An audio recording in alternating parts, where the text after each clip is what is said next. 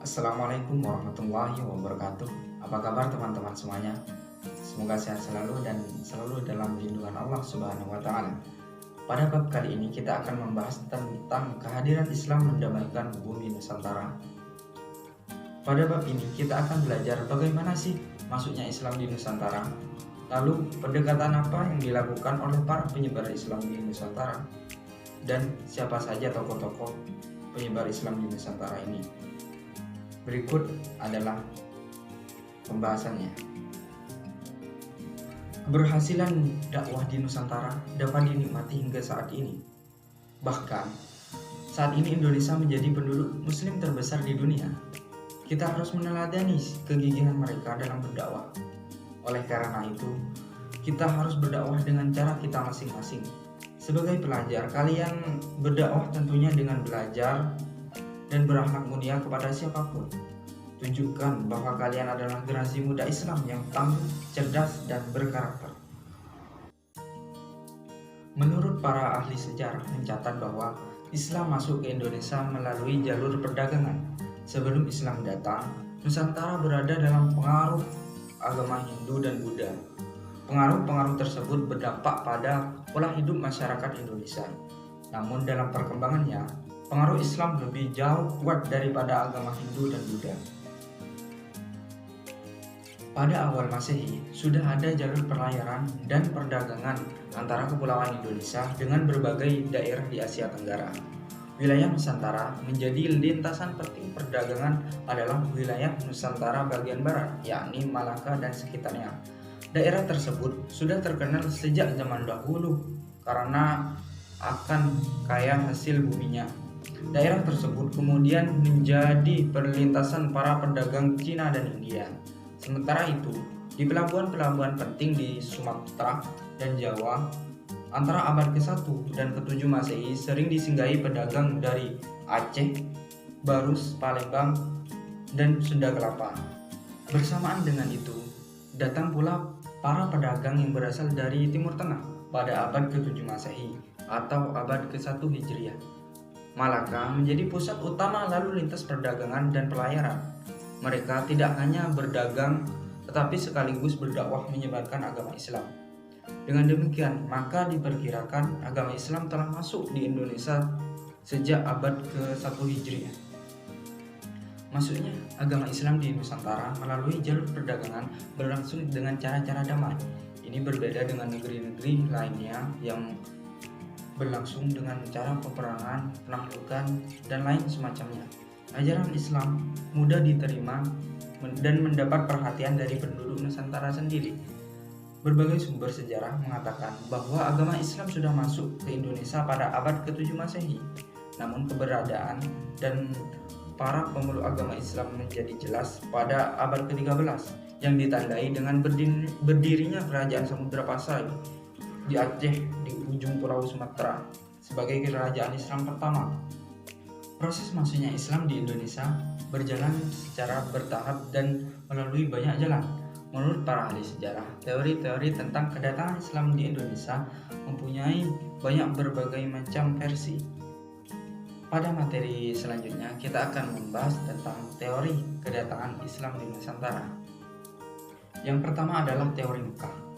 Menurut teori Mekah, proses masuknya Islam di Indonesia adalah langsung dari Mekah atau Arab, terjadi pada abad pertama Hijriah atau abad ke-7 Masehi. Para pedagang dari Timur Tengah memiliki misi berdagang dan berdakwah sekaligus. Kebanyakan dari mereka adalah keturunan Nabi Muhammad SAW yang menggunakan gelar Sayyid dan Syarif di nama depannya. Yang kedua adalah teori Gujarat. Teori ini populer karena banyak yang meyakini sebagai awal mula masuknya Islam di Indonesia. Teori Gujarat mengatakan bahwa proses kedatangan Islam di Indonesia berasal dari Gujarat pada abad ke-7 Hijriah atau abad ke-13 Masehi. Gujarat adalah sebuah wilayah di India Barat. Menurut teori ini, orang-orang Arab bermazhab Syafi'i telah bermukim di Gujarat sejak awal Hijriah atau abad ke-7 Masehi. Yang ketiga adalah teori Persia. Teori Persia mengatakan bahwa proses kedatangan Islam di Indonesia berasal dari daerah Persia atau Parsi yang sekarang disebut sebagai negara Iran. Sebagai buktinya, ada kesamaan antara budaya dan tradisi yang berkembang antara masyarakat Persia dan Indonesia. Tradisi tersebut antara lain adalah tradisi merayakan 10 Muharram atau Asyura. Yang keempat adalah teori Cina. Menurut teori ini, proses kedatangan Islam di Indonesia, khususnya di Tanah Jawa, berasal dari para pedagang Cina. Mereka telah berhubungan berdagang dengan penduduk Indonesia jauh sebelum Islam masuk dikenal di Indonesia. Yakni sejak masa Hindu Buddha, ajaran Islam sendiri telah sampai ke Cina, tepatnya pada abad ke-7 Masehi. Contoh bukti teori Cina ini bahwa Raja Islam pertama di Jawa, yakni Raden Patah dari Demak, merupakan keturunan Cina. Ibunya disebut berasal dari Champa, yaitu Cina bagian selatan, sekarang menjadi negara Vietnam. Bukti lainnya adalah adanya masjid-masjid tua yang bernilai arsitektur Cina atau Tiongkok di berbagai tempat di Pulau Jawa. Semua teori yang saya telah jelaskan tadi memiliki kelemahan dan kelebihan tersendiri. Tidak ada kemutlakan dan kepastian yang jelas dalam masing-masing teori tersebut. Semua teori yang saya telah jelaskan semakin memperkaya khazanah keilmuan tentang sejarah Islam di Nusantara. Agama Islam berkembang di Indonesia disebarkan oleh berbagai golongan, yakni para pedagang, mubalik, sufi, dan para wali. Para wali menyebarkan Islam di Nusantara, khususnya di Tanah Jawa. Di antara sekian banyak wali, yang terkenal dan paling masyhur adalah Wali Songo atau 9 wali. Siapa saja sih nama-nama 9 wali tersebut? Baik, kita akan lanjut ke materi berikutnya. Yang pertama adalah Sunan Maulana Malik Ibrahim atau Syekh Maghribi yang diduga berasal dari Persia dan berkedudukan di Gresik. Kemudian yang kedua adalah Sunan Ampel atau Raden Rahmat, berkedudukan di Ampel, Surabaya.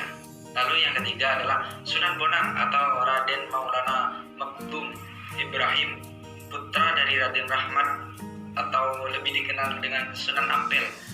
Ia tinggal di Bonang dekat Tuban.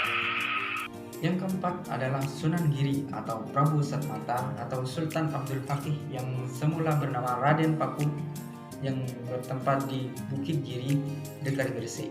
Kemudian yang kelima adalah Sunan Derajat atau Syarifuddin, juga putra dari Sunan Ampel dan bertempat di Derajat dekat Sedayu, Surabaya. Kemudian yang keenam adalah Sunan Gunung Jati atau Syarif Hidayatullah atau Syekh Nurullah, berasal dari Pasai, sebelah utara Aceh, yang berkedudukan di Gunung Jati, Cirebon. Lalu Sunan Kudus atau Ja'far Shadiq, putra dari Raden Utsman Haji, yang bergelar Sunan Ngandung di Japang, Panolan, berkedudukan di Kudus. Kemudian yang kedelapan adalah Sunan Kalijaga.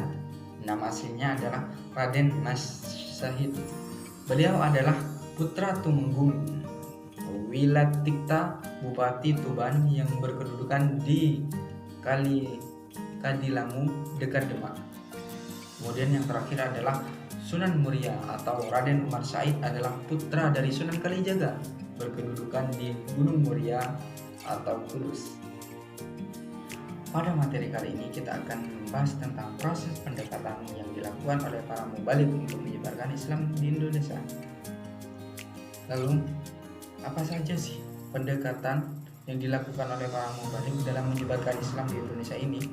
Berikut penjelasannya. Yang pertama adalah pendekatan dengan perdagangan. Proses penyebaran Islam melalui jalur perdagangan dilakukan oleh para pedagang muslim pada abad ke-7 sampai abad ke-16 Masehi. Para pedagang muslim menggunakan kesempatan itu untuk berdakwah dan menyebarkan agama Islam. Mereka memiliki akhlak mulia, santun, dan dapat dipercaya serta jujur. Hal ini yang menyebabkan menjadi daya tarik sehingga banyak penduduk Nusantara secara sukarela masuk Islam. Kemudian pendekatan yang kedua adalah dengan cara pernikahan. Sebagian pedagang Islam tersebut ada yang menikah dengan wanita pribumi, terutama putri para sultan dan putri para raja. Dari hasil pernikahan tersebut, mereka mendapatkan keturunan. Disebabkan pernikahan itu banyak keluarga bangsawan masuk Islam dan kemudian melahirkan kesultanan Islam. Yang ketiga adalah pendekatan melalui pendidikan. Para mubalik mendirikan lembaga pendidikan Islam di berbagai wilayah di Nusantara. Lembaga pendidikan ini sangat penting karena masyarakat Nusantara bisa belajar Islam dengan baik, serta dengan lembaga pendidikan ini nantinya akan melahirkan para mubalik atau ulama yang akan melanjutkan perjuangan untuk menyebarkan Islam ke seluruh pelosok negeri. Yang keempat adalah hubungan sosial. Mubalik yang menyebarkan Islam di Nusantara pandai dalam menjalin hubungan sosial dengan masyarakat. Mereka membaur dengan masyarakat melalui kegiatan-kegiatan sosial. Contohnya adalah silaturahmi, kerjasama gotong royong. Mereka lakukan bersama penduduk Nusantara dengan tujuan menarik simpati agar mereka ini masuk Islam. Mereka menyampaikan ajaran Islam dengan cara bijaksana, tidak memaksa dan tidak merendahkan siapapun. Kemudian pendekatan melalui kesenian. Seni bagi para mubalik adalah sebuah media untuk menyampaikan dakwah dan ini terbukti efektif untuk menarik mereka untuk mendalami Islam. Mereka, para penyebar Islam di Nusantara ini, menyebarkan ajaran Islam dengan santun dan dengan pendekatan yang menyesuaikan adat dan budaya setempat. Inilah alasan kenapa Islam berkembang pesat di Nusantara. Mereka juga tidak pernah memaksa untuk mengikuti ajaran Islam dan tidak merendahkan agama manapun, terutama agama yang dianut oleh masyarakat kaum pribumi. Hikmah yang dapat diambil dari materi ini adalah bahwa dakwah dengan keramahan, kesantunan, serta budi pekerti yang baik lebih diterima oleh masyarakat daripada dakwah yang cenderung keras.